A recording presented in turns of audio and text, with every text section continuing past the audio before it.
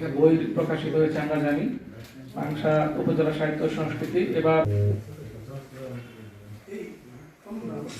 এই পর্যায়ে আসবেন, এমন একটা ধন্যবাদ জানাচ্ছি স্পেশালি।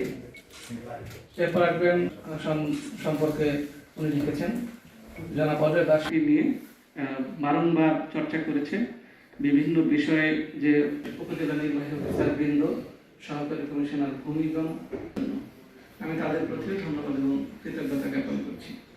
চূড়ান্তভাবে প্রকাশনার জন্য নির্বাচন করি 18 স্যারের প্রত্যক্ষ নির্দেশনায় আমরা স্বাধীন মতো হবে। আমি আসার পরে 14 জেলা প্রশাসক প্রকাশনা বের করার জন্য স্যার নির্দেশনা দেবেন।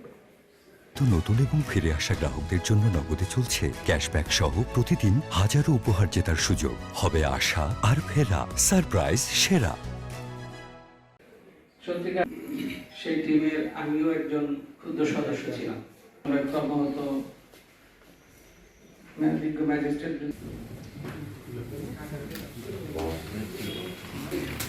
জেলার যে ইতিহাস, ঐতিহ্য এবং সংস্কৃতি রয়েছে, এটি যে ইতিহাস ঐতিহ্য দীর্ঘদিন ধরে চলমান রয়েছে, সেটা এই যে উদ্যোগটি নেওয়া হয়েছে এটি আমাদের জেলার জন্য, বিশেষ করে রাজবাড়ী জেলার জন্য আমাদের সম্মানের জায়গাকে এস্টাবলিশ করা হয়েছে। আমি এর আগেও কয়েকটা অনুষ্ঠানে এরকম বলেছিলাম, এরকম পরিবেশে, যে রাজবাড়ী জেলাকে এখনো মানুষ চেনে না। অনেকেই জিজ্ঞেস করে কোন রাজবাড়ী নামে দুটো 3টে জায়গা, এটি অনেকের সঙ্গে ঝগড়াঝাটি হয়েছে। তো এই যে রাজবাড়ী জেলাটা, এটা এই নাম চেনার কারণটা হচ্ছে যে এটা সব মহকুমাই তো পরবর্তীকালে জেলা হয়েছে, যার জন্যে সেই নামগুলো সবার কাছে পরিচিত। কিন্তু আমাদের ক্ষেত্রে হয়েছে এটাই যে আমাদের মহকুমার নাম ছিল গোয়ালন্দ, তো জেলা হওয়ার সময় এটা হলো রাজবাড়ী। তো সেই কারণে গোয়ালন্দ যত মানুষ চেনে, ঠিক রাজবাড়িকে ওই রকম মানুষ চিনতে চায় না। তো এই যে আমাদের একটা পরিচয়ের একটা সংকট ছিল।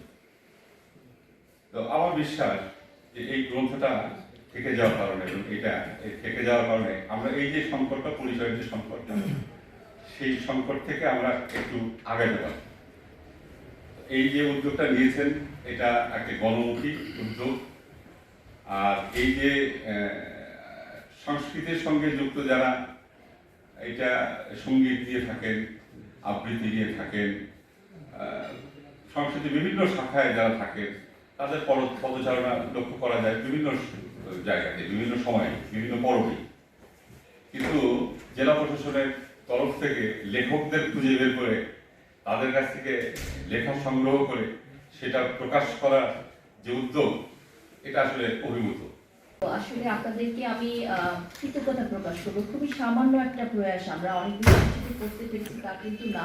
ইচ্ছা ছিল, আন্তরিকতা ছিল, ভালোবাসা ছিল, কিন্তু আপনারা যে কজন বক্তব্য রেখেছেন আমাদের অনেক বেশি, আপনারা অনেক অ্যাপ্রিসিয়েশন দিয়েছেন। এই জন্য আমি আমার পুরো জেলা প্রশাসনের টিম থেকে আপনাদের জন্য অশেষ কৃতজ্ঞতা জানাচ্ছি। আমাদের পুরো টিমের কথা আপনারা বলেছেন এবং আমিও আসলে আপনাদের সাথে স্বীকার করি যে আমার টিমটা আমি আসলে আজকে বড় পেলে আমি আরও হয়তো অনেক বেশি কাজ করতে পারতাম।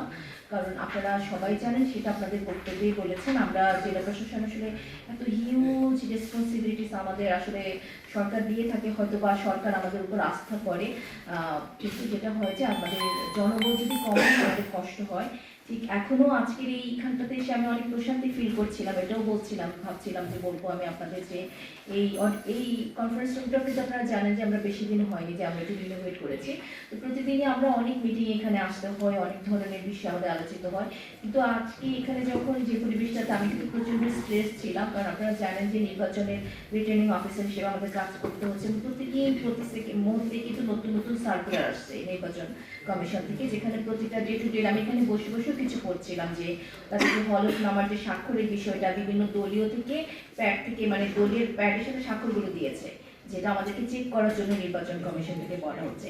এই কথাটা এই জন্য বললাম যে সকালে আমরা শুরু করেছি ট্রেজারি ভেরিফিকেশন থেকে, প্রত্যেকদেরকে দেখলাম এবং আজকে যে অফিসার সবকিছু মিলে আসলে আমি সবাইকে বলবো যে আমার সত্যি আমি নিজে খুব পড়তে পছন্দ করি, আপনাদের মতো ভালো হয়তো দেখতে পারি না, কিন্তু আমার ভীষণ অপার্থিব একটি পরিবেশ মনে হয়েছে।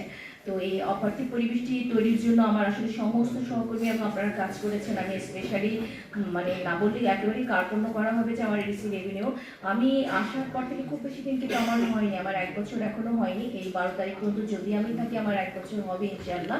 তো আমি ছোট ছোট অনেকগুলো জিনিস আমার মাথায় এজেন্ডা ছিল যে আমি এটা করবো, যদি মানে যেটা হয় যে কাজের অনেক ভিড়ে আমরা আমাদের অ্যাসাইনমেন্টগুলো মিস আউট করি। তো আল্লাহ তাআলা মনে হয় আমার সেই অ্যাসাইনমেন্টটাকে ফুলফিল করার জন্য শ্যামলকে 2 মাসের জন্য এখানে পাঠালো। আপনারা জানেন যে মাত্র 2 মাস সে কাজ করেছে এবং সে কিন্তু আমাদের সমস্ত অফিসাররাই অসাধারণ ব্রিলিয়ান্ট। এবং আজকে যে নতুন আমাদের পাশে যে পিছনের রোতে যে আমাদের অফিসারগুলো বসে আছে, মানে আপনারা হয়তো জানেন যে তারা কিন্তু 43তম একজন যারা, তারা কিন্তু মোস্টলি তারা দূর থেকে পড়া ইঞ্জিনিয়ার এবং ডাক্তার। আমার মোস্ট অফিসার বাকিরাও বিভিন্ন বাংলাদেশের স্বনামধন্য ইউনিভার্সিটি থেকে পড়া। আমি শ্যামলের কথা যেহেতু চলে যাচ্ছে সেজন্যই আমরা তাকে নিয়ে আজকে রাতে আমরা ফেয়ারওয়েলও করবো ইনশাআল্লাহ।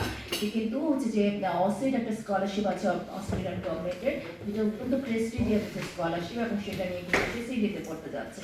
তো তার আসলে ইচ্ছেও ছিল না যে সে ফিল্ডে আসবে এই মোমেন্টে, যেহেতু বাইরে তার যাওয়ার বিষয় ছিল।